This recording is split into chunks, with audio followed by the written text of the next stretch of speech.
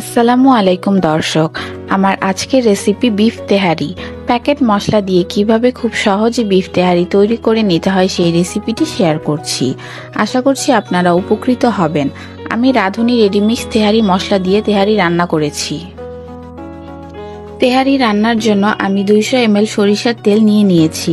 তবে আপনারা চাইলে সরিষার তেল এবং সয়াবিন তেল দুটো মিলিয়ে 200 ml করে তেহারিটা রান্না করে নিতে পারেন। চুলার জাল মিডিয়াম অবস্থায় আছে। তেল কিছুটা গরম হয়ে এলে আমি এর মধ্যে দিয়ে দেব 2 কাপ পরিমাণ কুচি করা পেঁয়াজ।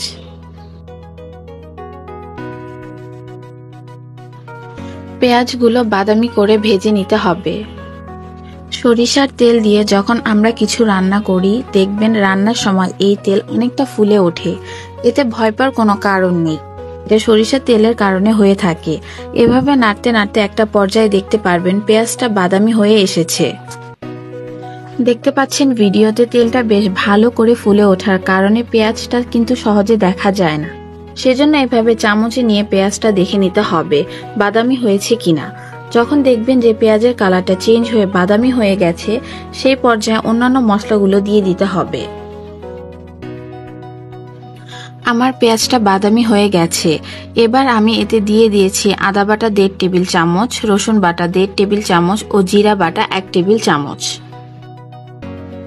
মশলাগুলো ভালোভাবে নেড়ে দিয়ে দিব 1 টেবিল চামচ ধনিয়া গুঁড়া ও স্বাদমতো লবণ। ভালোভাবে নেড়ে মশলাগুলো মিশিয়ে নেব। কিছু আস্ত কাঁচামরিচ দিয়ে দিয়েছি। তেহারিতে কাঁচামরিচের ঝালটা বেশ ভালো লাগে, এজন্য আমি এতে মরিচের গুঁড়ো না দিয়ে আস্ত কাঁচামরিচ দিয়ে দিয়েছি। ভালোভাবে মশলাগুলো নেড়ে এর মধ্যে 2 টেবিল চামচ টক দই দিতে হবে। আমার টক দই ডিপ ফ্রিজে রাখার কারণে দইটা পানি পানি হয়ে গিয়েছে, আমি সেটাই আন্দাজ মতো দিয়ে দিয়েছি। ভালোভাবে সবকিছু নেড়ে এর মধ্যে দিয়ে দিব রাঁধুনি তেহারি মশলা। সব মশলা ভালোভাবে কষিয়ে নিতে হবে।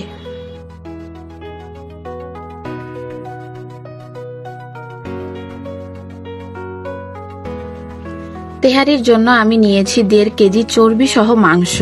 আমি এখানে কোনো হাড্ডি নেইনি। তেহারির মাংস সাধারণত ছোট করে টুকরো করা থাকে, সেজন্য আমি মাংসগুলোকে ছোট করে টুকরো করে নিয়েছি। মশলার মধ্যে মাংসগুলো দিয়ে মশলার সাথে খুব ভালোভাবে মিশিয়ে নিতে হবে।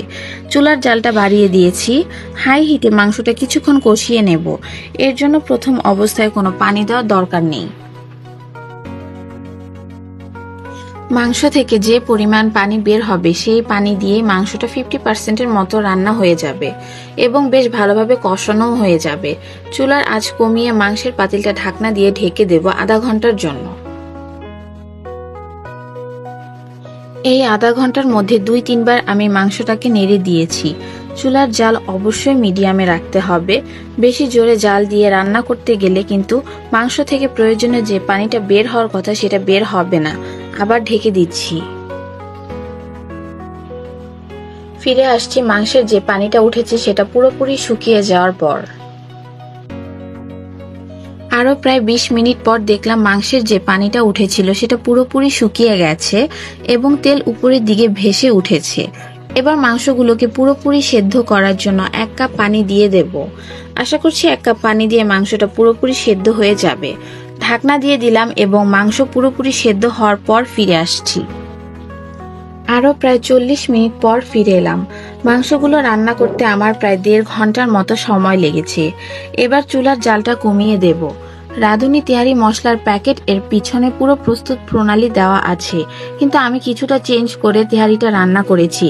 আমি যেভাবে রান্না করেছি এটা আমার কাছে সহজ লাগে। প্যাকেটে লেখা আছে মাংস রান্না হয়ে গেলে ঝোল থেকে মাংসগুলো তুলে নিয়ে ঝোলের মধ্যে চাল দিয়ে দিতে, কিন্তু আমি ঝোল থেকে মাংস আলাদা করি না। চুলার জালটা কমিয়ে দেওয়ার পর মাংসের মধ্যে চাল দিয়ে দেব। এখানে আমি 1.5 কেজি চাল নিয়েছি 1.5 কেজি মাংসের জন্য। চালগুলো ঝোল ও মাংসের সাথে খুব ভালোভাবে মিশিয়ে নেব। ভালোভাবে মেশানোর পর 1.5 কাপ গরম দুধ দিয়ে দেব। আবার ভালোভাবে সবকিছু নেড়ে চেড়ে মিশিয়ে নেব। এরপর এতে 250 ml এর কাপ দিয়ে 11 কাপ ফুটন্ত গরম পানি দিয়ে দিয়েছি।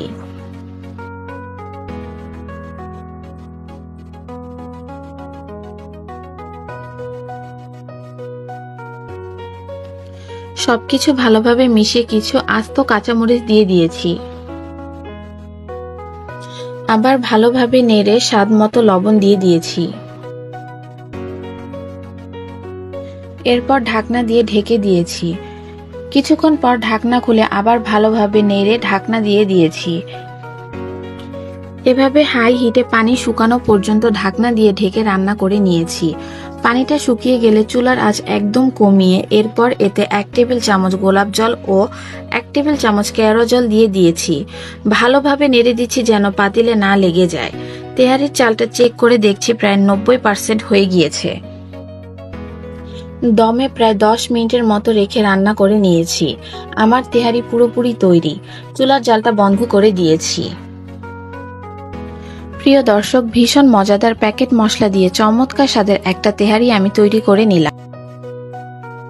আপনাদের রান্না করার অভিজ্ঞতা আমার সাথে শেয়ার করতে পারেন এবং ভিডিও রিলেটেড কোনো প্রশ্ন থাকলে কমেন্ট বক্সে কমেন্ট করে জানাতে পারেন।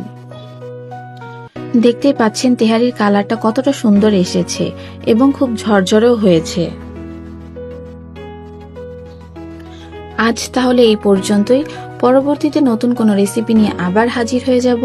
সবাই ভালো থাকুন, সুস্থ থাকুন। আল্লাহ হাফেজ।